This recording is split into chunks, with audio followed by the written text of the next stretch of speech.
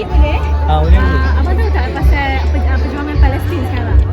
Tahu sekarang dia orang kena attack. Tahu? Tahu? Tahu. Tahu? Tahu? Awak ada kenal mana-mana tokoh Palestin tak? Tak tahu. Tahu lah. Tak tahu lah. Tak tahu lah. Alamak, itu saya tak tahu. Berdasarkan sosial eksperimen tadi, dapat kita lihat bahawa ramai yang cakap tentang apa yang berlaku di Palestin sekarang, tetapi tidak ramai yang tahu pejuang-pejuang Palestin. Di video seterusnya, kami akan menerangkan tokoh-tokoh pejuang kemerdekaan Palestin. Tokoh yang berperan penting dalam perjuangan di Palestin yang pertama adalah Ghassan Kanafani. Ghassan Kanafani merupakan seorang penulis yang turut aktif dalam bidang politik dengan menganggotai gerakan seperti ANM dan juga PFNP.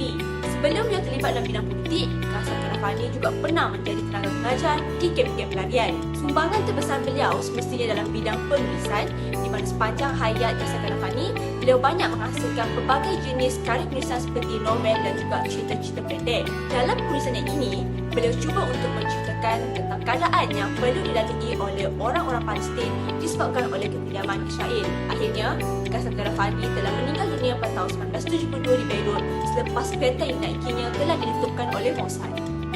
Seterusnya, Muhammad Amin Al-Husseini dikenali sebagai seorang nasionalis, pemimpin Islam dan juga pejuang Palestin. Muhammad Amin Al-Husseini berperanan sebagai mufti besar Palestin bermula pada tahun 1931 sehingga tahun 1937 menggantikan abang tirinya iaitu Kamil Al-Husseini. Sepanjang beliau memegang jawatan, beliau cuba untuk menyatukan rakyat Palestin untuk menentang Zionis. Sebab bagi beliau, Zionis ini adalah sebuah ancaman yang besar kepada matlamat penubuhan negara Palestin. Selain itu, beliau juga merupakan presiden kepada Supreme Muslim Council SMC, di mana SMC adalah pertubuhan yang dikukuhkan bagi menguruskan hal ehwal umat Islam di Palestin. Melalui SMC, pejabat PJ telah memberikan kuasa kepadanya untuk mengawal mahkamah Muslim, sekolah, wakaf, masjid dan juga hasil tahunan Palestin. Antara sumbangan Muhammad Amin Al-Husseini ialah beliau telah mempromosikan World Islamic Congress pada 17 Disember 1931, di mana kongres ini bertujuan untuk membincangkan mengenai masa depan Islam. Selain Amin juga pernah terlibat dalam pemberontakan The Uprising of the Moses Festivity dan The 1920 Revolution bagi memperjuangkan negara Palestin. Dan akhirnya Amin telah meninggal dunia pada tahun 1974. Seterusnya saya akan memperkenalkan kepada anda seorang tokoh yang berkaliber iaitu George Habash yang juga dikenali dengan gelaran Al-Hakim yang membawa maksud bijaksana ataupun pakar. Beliau merupakan seorang warga Arab Palestin dan merupakan tokoh nasionalis. Habash juga seorang penganut Kristian Ortodoks Palestin dan telah dilabel sebagai pengganas oleh pihak barat. Namun pada hakikatnya beliau adalah salah seorang tokoh perjuangan pembebasan Palestin dan merupakan salah seorang daripada golongan nasionalis Arab. Beliau juga mempelopori serangan ke atas Israel dengan menggunakan taktik atau kaedah serangan dari pesawat ala Timur Tengah.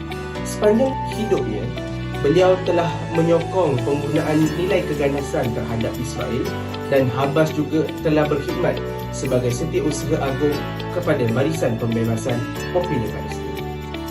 Abdul Qadir Al-Husseini merupakan seorang pemimpin nasionalis dan komander tentera Arab Palestin yang terkenal pada tahun 1948. Peranan utama adalah beliau telah memimpin Jaish al-Jihad al-Muqaddas, tentera perjuangan suci yang merupakan pasukan ketenteraan Arab yang bersenjata kedua ditubuhkan di Palestin. Beliau juga menunjukkan sokongan terhadap demonstrasi menentang deklarasi Balfour yang dijalankan oleh Qasim dan rakannya.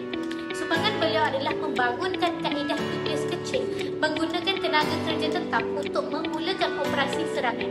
Beliau telah melancarkan 3 serangan pengebuman maut ke atas Yahudi di Baitul Maqdis. Akhirnya beliau telah terbunuh dalam pertempuran custom pada 8 April 1948 dan ini telah menandakan kejatuhan ketenteraan Husseini di Palestin. Seterusnya, saya akan menerangkan tokoh bernama Izzuddin Al-Qassam. Beliau dilahirkan di Jablah, Syria pada 1882 Masihi. Antara peranan beliau adalah beliau telah membuat satu seruan untuk membantu orang Arab Libya dengan cara berdemonstrasi dan menjadi sukarelawan untuk berperang bagi pihak orang Arab Libya. Beliau juga salah seorang yang menyertai pemberontakan menentang penjajahan Perancis di pantai Syria. Beliau telah diancam pihak Perancis untuk dihukum mati dan menyebabkan beliau telah melarikan diri untuk berlindung di Haifa, Palestin. Antara sumbangan Izzuddin Al-Qassam ialah beliau telah mengasaskan cawangan Persatuan Belia Islam di Haifa. Sumbangan terbesar beliau ialah beliau telah mengisytiharkan untuk berjihad bersama 11 orang sahabatnya pada 12 November 1935 di Haifa. Beliau telah terbunuh di dalam peperangan tersebut. Sebuah tentera yang sering kita kenali iaitu Hamas, iaitu Harakah Mukawamah Islamiyah, diinspirasikan daripada tokoh Palestin terkenal ini melalui peristiwa 1930-an di mana Izzuddin Al-Qassam telah mengasaskan sebuah organisasi yang menyeru penentangan terhadap imperialisme British dan pendudukan Yahudi ke dalam bumi Palestin. Tokoh yang seterusnya ialah Khalil Al-Sakakini, lahir pada tahun 1878 di Baitul Maqdis. Muncul sebagai tokoh intelektual dan nasionalis Palestin yang memainkan peranan penting dalam perjuangan untuk kemerdekaan Palestin. Beliau berasal dari keluarga Kristian Arab yang terkemuka dan menempuh pendidikan di Istanbul, Beirut dan Paris. Selain menyokong pendidikan sebagai cara memperkasakan Palestin, Al-Sakakini mendirikan sekolahnya Suriah pada tahun 1909. Di sekolah ini, beliau memperkenalkan kaedah yang bukan konvensional, menekankan pemikiran kritis dan kebanggaan budaya. Hal ini membentuk asas untuk identiti Palestin yang berpengetahuan dan berdaya tahan.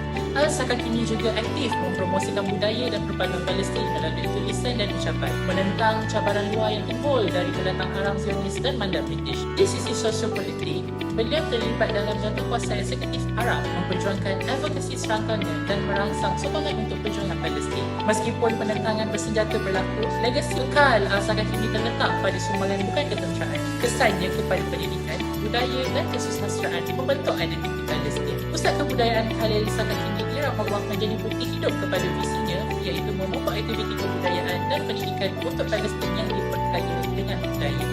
Seterusnya, kami ingin menceritakan pula mengenai tokoh Israel iaitu Golda Meir. Golda Meir merupakan Perdana Menteri Israel yang keempat dan sepanjang menjadi Perdana Menteri, Golda Meir telah melakukan banyak operasi dan polisi yang menindas rakyat Palestin dengan menggunakan strategi Bush untuk menghalalkan pembunuhan orang awam Palestin. Golda Meir melancarkan operasi Spring of Youth dan Wrath of God yang menyasarkan kamp pelarian. Golda Meir juga menubuhkan pasukan tentera khas Mossad yang membunuh orang Palestin tanpa pengadilan. Antara rakyat Palestin yang terbunuh adalah Mahmud Hamjari, Muhammad Yusuf Al-Najjar, Kamal Adwan dan Kamal Al-Nasir. Golda Meir juga mengarahkan tentera elit Israel meracun tanah Palestin di tebing barat dan bahan kimia toksik untuk menghalau rakyat Palestin dari bandar Aqaba. Kejadian ini membawa kepada kerosakan tanah, tanaman dan kesihatan penduduk. Golda Meir akhirnya meninggal dunia pada tahun 1978 dan meninggalkan legasi pemerintahan yang sangat kontroversi.